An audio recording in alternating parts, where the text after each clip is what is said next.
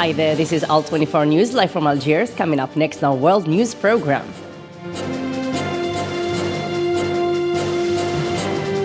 The trial of 2019 Sri Lanka Easter bombings has been suspended to March because the suspects list is still open and many factors involved. Plus,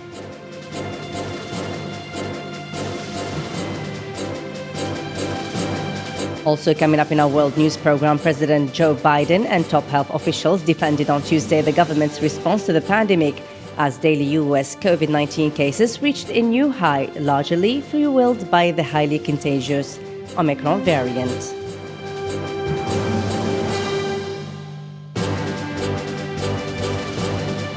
And according to data from Center for Monitoring Indian Economy, unemployment rates rose in both Indian urban and rural areas, signaling sustained risks to the country.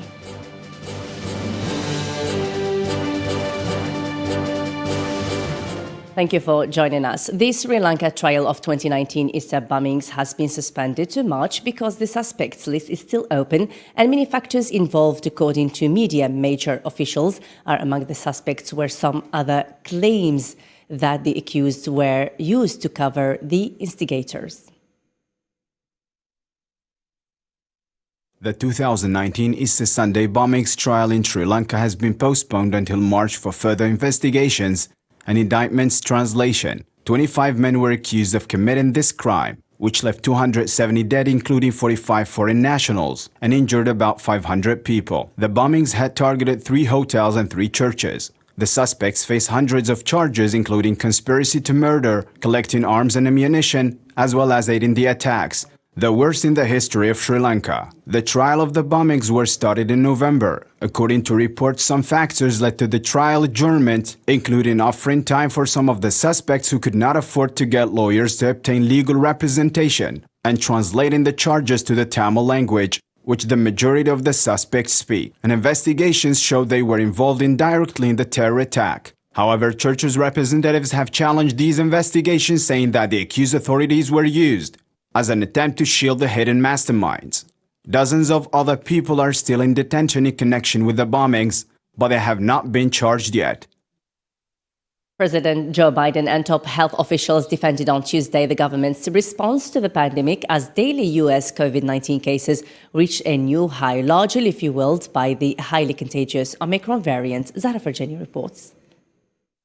US President Joe Biden has defended the government's response to the tough pandemic as US COVID-19 cases reached its highest records, driven by the spread of Omicron variant. Top US health officials testified before a Senate committee about the federal response to COVID-19 variants. This is an extraordinary virus, the likes of which we have not seen even close to in well over 100 years. It is a very wily virus. It has fooled everybody all the time, from the time it first came in to Delta to now Omicron. Very unpredictable, and we're doing the best we possibly can. The United States reported 1.35 million new coronavirus infections on Monday, the highest daily total for any country in the world. Health officials have warned that the number of infections could further strain hospital systems. I think it's hard to process what's actually happening right now, which is most people are going to get COVID. All right, and what we need to do is make sure the hospitals can still function, transportation, other essential services are not disrupted while this happens. Omicron was estimated to account for 98.3% of total new coronavirus cases circulating in the country as of January 8, according to the US Center for Disease Control and Prevention. Studies say that the US surge in cases fueled largely by Omicron may have already hit a daily peak for more than 6 million cases and could drop significantly from that point by the end of this month. More than half of the population in the World Health Organization's European region could be infected by Omicron within the next 2 months. Dr. Hans Kluge said Omicron represents a new west to east tidal wave sweeping through the 53 countries that make up WHO's Europe region. More than 7 million infections were confirmed across the region in the first week of 2022, more than doubling over a 2-week period. Today, the Omicron variant represents a new west to east tidal wave, sweeping across the region on top of the Delta surge that all countries were managing until late 2021. How each country now responds must be informed by its epidemiological situation, available resources, vaccination uptake status, and socio-economic context. Germany reported more than 80,000 new coronavirus infections on Wednesday. The number is the highest recorded in a single day since the pandemic began. This comes as the contagious Omicron variant is fast spreading in the country. Germany's tally of infections now is more than 7.5 million, while the death toll rose by 384 on Wednesday. To the UK, where Boris Johnson is under intense pressure following fresh revelations of a drinks party at number 10 during the first lockdown. Witnesses say the British Prime Minister and his wife were among about 30 people who attended the garden gathering. Nabil Khazini reports. British Prime Minister Boris Johnson was accused on Monday night of an utterly outrageous breach of lockdown rules in 2020. A leaked email showed one of his top officials invited more than 100 Downing Street staff to a bring-your-own-booze party during the first lockdown. Boris Johnson is believed to be among the 30 who attended. The email said, "Hi all, after what has been an incredibly busy period, we thought it would be nice to make the most of the lovely weather and have some socially distanced drinks in the number 10 garden this evening. Please join us from 6 p.m. and bring your own booze." The Prime Minister should come here now, fess up and tell us what happened. Boris Johnson will appear at Prime Minister's questions later in his first public appearance since details of the May 2020 event emerged, and has to face several angry MPs, and others even ask him to resign. If he has not been truthful, then that is an extremely important issue. And I've said previously, if the Prime Minister has misled Parliament, then he must resign. If the Prime Minister broke the law, he will resign, won't he? It's an entirely hypothetical position. At the time of the Downing Street party, strict lockdown restrictions were in place in England that banned more than 2 people from meeting outdoors. Many people lost their loved ones, including members of the parliament. 3,000 people who followed the rules and grieved today. So will the paymaster, including my mother-in-law who died alone, will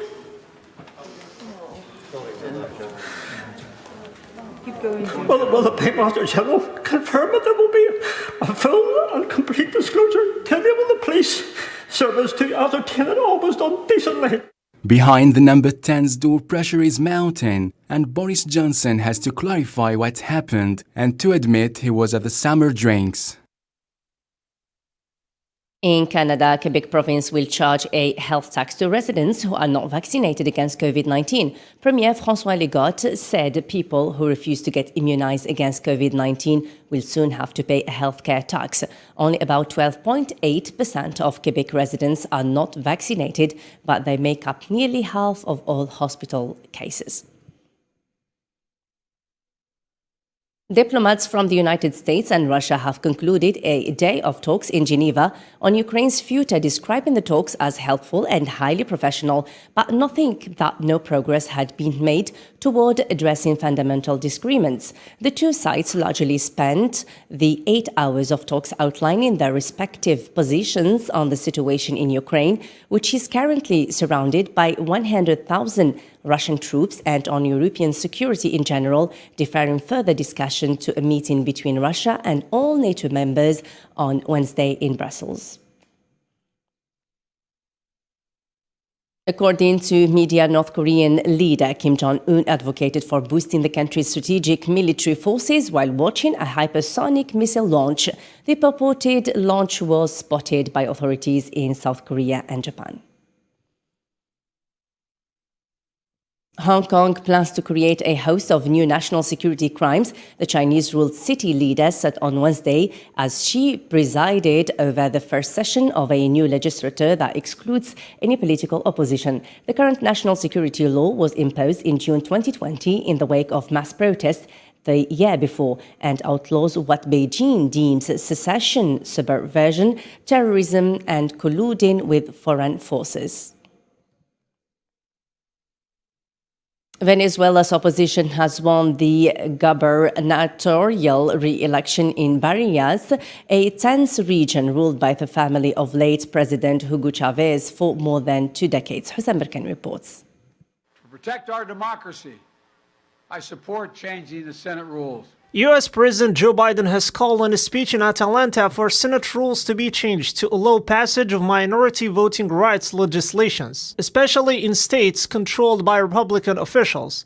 The president argued that the legislation was vital to defend their democracy, painting the vote on the bills as the defining moment in the history of the country and describing Republicans as domestic enemies.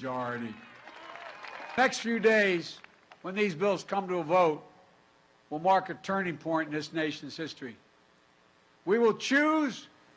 The issue is, will we choose democracy over autocracy, light over shadows, justice over injustice? I know where I stand.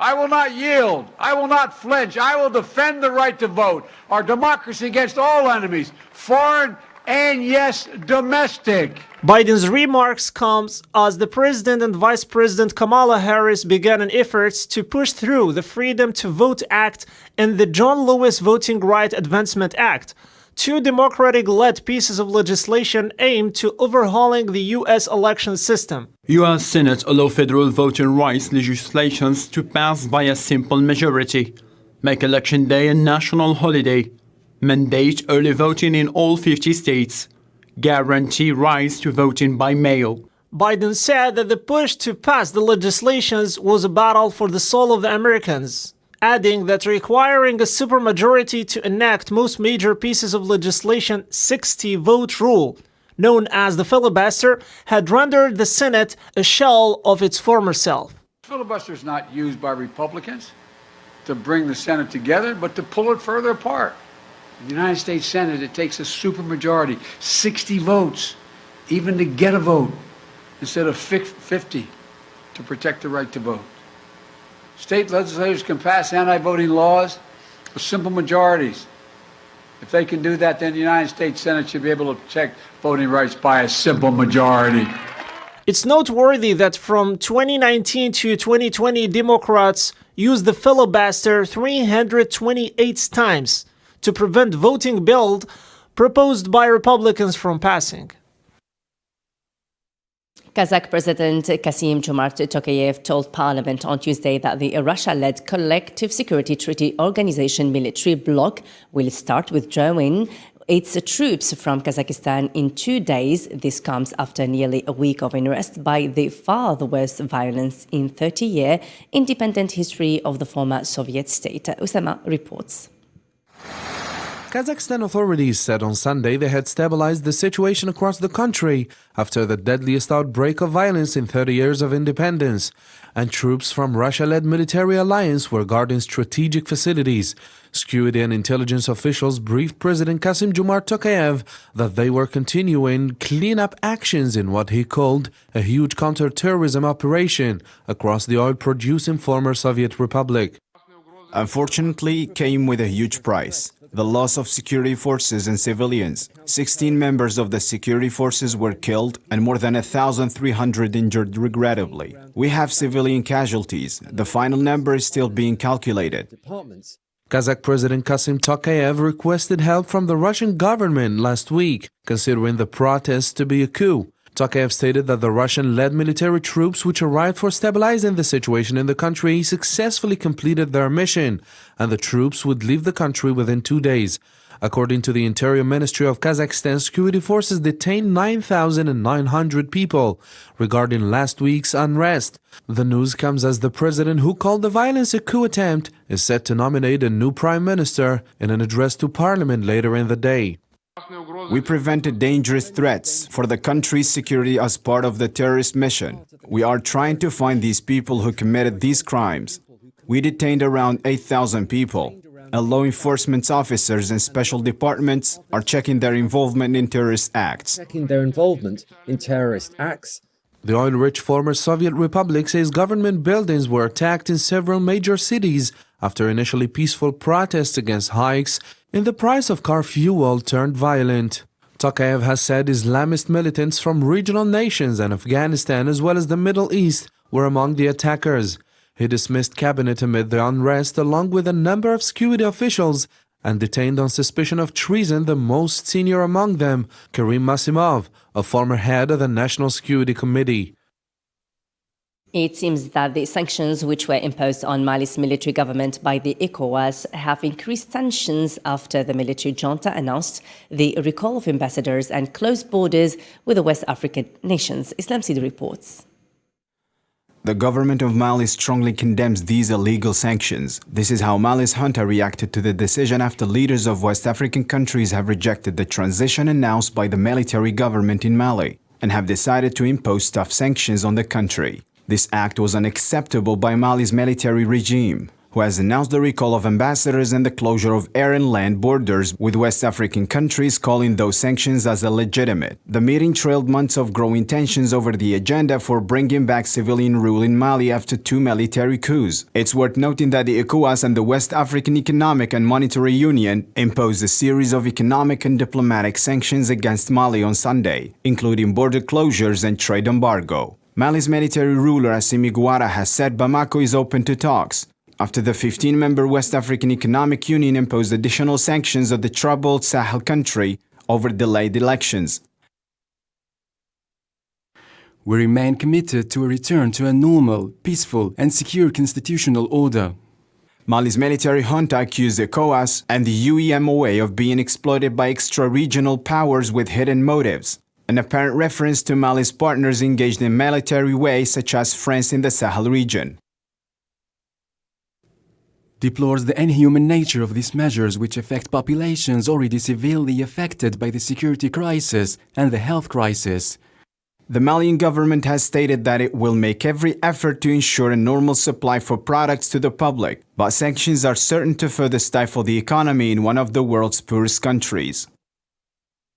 According to two charity workers citing local officials and witnesses, an air raid in Ethiopia's northern district of Tigray on Monday killed at least 17 people, mostly women, and injured scores in the town of Mechebri. The attack occurred on the same day that US President Joe Biden addressed concerns with Ethiopian Prime Minister Abiy Ahmed over civilian losses and suffering caused by air attacks in a phone call. The unemployment rate is one of the most important lead indicators of an economy, and the Indian rates rose in both urban and rural areas, signaling sustained risks to the country. And according to the data from Center for Monitoring Indian Economy, further it observed that many workers with India may get pushed into deeper poverty due to the pandemic. According to the latest data by Center of Monitoring Indian Economy, India has recorded high unemployment rate in the past 4 months amid rising Omicron cases. The unemployment rate has hit a 4-month high of 7.91% in December and 7.75% in November and October 2021. The year 2022 is thus opening with a gloomy scenario. Economic activity and consumer sentiment have been hit in the South Asian nation after a rise in cases of the Omicron coronavirus variant and social distancing restrictions in many states. Experts said that the urban unemployment rate rose to 9.30% in December, while rural unemployment stood at 7.28%. Both urban and rural unemployment saw a significant rise from 8.21% and 6.44% in the previous month. Omicron is still one of the main reasons of Indian workers losing their jobs. Specialists had earlier said that the fresh wave of infection triggered by the Omicron variant may start calming down by February before rising rapidly. Key areas such as manufacturing and industrial activity are unlikely to face any significant disruption. Thus, it may be safe to assume that the disruption caused by Omicron is only short-term. At present, core indicators suggest that the economy is recovering steadily, despite rising inflation and global supply chain disruptions. In India, issues of unemployment, financial and political corruption, and coronavirus will need maximum focus to mitigate their impact. Since January, the second violent clashes between the leftist armed groups have left at least 30 people dead and an unknown number of people displaced or confined to their houses near the Colombian-Venezuelan border.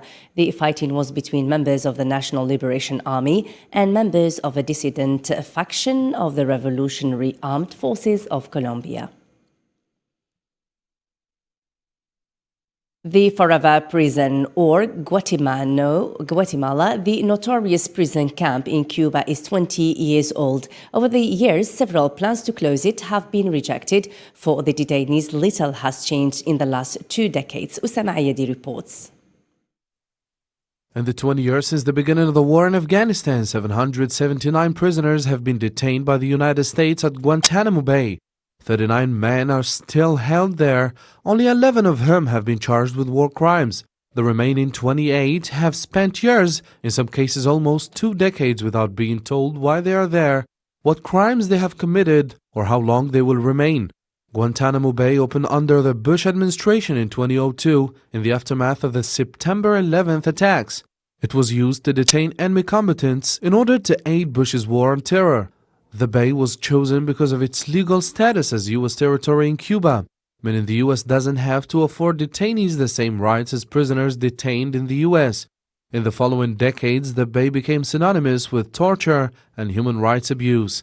Many Guantanamo detainees share the same stories of illegal imprisonment, torture, and humiliation, and the U.S. government's justification for treating detainees this way falls under the ongoing war on terror, a military campaign launched in the wake of 9/11 with the goal of weakening terrorist organizations to prevent further large-scale attacks. The horror of Guantanamo has been widely published and acknowledged by the U.S. government themselves. It's difficult to rationalize and justify the continued existence of Guantanamo Bay, but the U.S. seems to have no plans of closing its doors anytime soon, and for the men that remain there is no telling when they will be released. South Korea's exports of instant noodles set a new record amid pandemic. The South Korean customs and food industry stated that the value of instant noodles exports amounted to $600 million during the first 11 months of last year, an increase of 10.6% over the same period last year. And now for more international news, let's follow this report by Marwa Belaiwar. An extension to humanitarian aid northwest Syria crossed border for 6 months without a new vote at the United Nations Security Council. More than 1,000 trucks carrying food, medicine, and other humanitarian items go through into rebel-held areas by the use of the Bab el-Hawa crossing at the Turkey-Syria border until January 10, 2022 every month. The 15-member body had previously issued an authorization for 6 months. British Prime Minister Boris Johnson is under fresh inspection, reporting that more 100 members of his staff were invited to a garden party as his official residence at the height of the 2022 lockdown. The news marks the latest of a string of alleged gatherings held by the government officials over the past 2 years that broke their own pandemic rules. And share the anger up and down the country at seeing number 10 staff seeming to make light of lockdown measures. And I can understand how infuriating it must be to think that the people who have been setting the rules have not been following the rules, Mr. Speaker, because I was also furious to see that clip. And Mr. Speaker, I apologise unreservedly for the offence that it has caused up and down the country, and I apologise for the impression that it gives. After a visit to Amman, Iran's foreign minister has held high-level talks in Qatar, meeting with both Emir Sheikh Tamim bin Hamad Al Thani and Foreign Minister Mohammed bin Abdulrahman Al Thani. The Iranian Foreign Ministry said Amir Abdul Hayyan and the Emir discussed the latest development in Vienna talks held to resolve the 2015 deal and ways of improving bilateral relations between the US and Iran. The negotiations are continuing to restore the nuclear deal with world powers through lifting US sanctions and scaling back Iran's nuclear program. A power outage may occur soon. Energy Minister Gamini Rokuji said there is an uninterruptible power supply. However, the Ceylon Electricity Commission has received approval from the Sri Lanka Public Utility Commission for a power outage, and authorities said it could be imposed at night. Due to the CEB's power crisis because of the lack of fuel at the power plant, short power outages have been common over the past week. Yet CPC supplied CEB with 10,000 tons of blast furnace oil earlier this month to resolve the power crisis. And finally, we wrap up our news edition with some economic news in this report by Nabil Khazini. Shimao Group Holdings has put on sale all of its real estate projects, including both residential and commercial properties. The rally marked a turnaround when it plunged nearly 17% after the company failed to make full repayment on a trust loan. As debt worries within China's real estate sector mount, developers such as Evergrande have been attempting to sell off their assets in recent months to ease the cash crunch. The European Union is under increasing pressure to relax the rules on airport takeoff and landing intervals in order to help reducing ghost flights. Airlines are currently required to use 50% of their places to ensure they keep them, but with bookings dropping due to the arrival of the Omicron variant, businesses are calling for flexibility from Brussels this winter. Christmas retail and restaurant spending was held again final month amid Omicron spread, and restrictions to deal with it took their toll on purchasing and partying. Reports showed retail sales were 2.1% higher than in the same month last year, a slowdown from the 5% growth seen in November, and well below the 9.9% growth for 2021 as a whole. Airbus kept its crown as the world's largest commercial airplane supplier for the third consecutive year. The European aircraft manufacturer delivered 611 aircraft in 2021, 45 more than in 2020. The company remains well ahead of Boeing in the number of aircraft delivered and is almost on a par with its American rival for order intake, with 771 orders. While the tally marks an 8% increase over 2020, it is still Airbus' lowest total since 2012, as the plane maker works to recover its build rates after reducing production in response to the pandemic. And now it's time to have a reminder of our main top stories.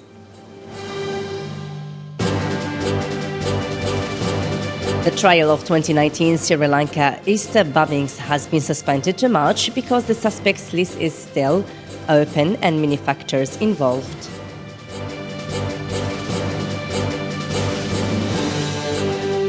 President Joe Biden and top health officials defended on Tuesday the government's response to the pandemic as daily U.S. COVID-19 cases reached a new high, largely fueled by the highly contagious Omicron variant.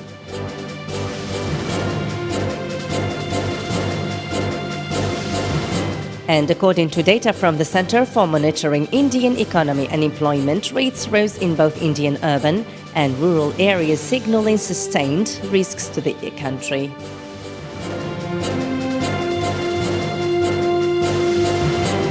That's all for me, Nadia Kasmi, and the rest of the team. Thanks for watching. Bye for now.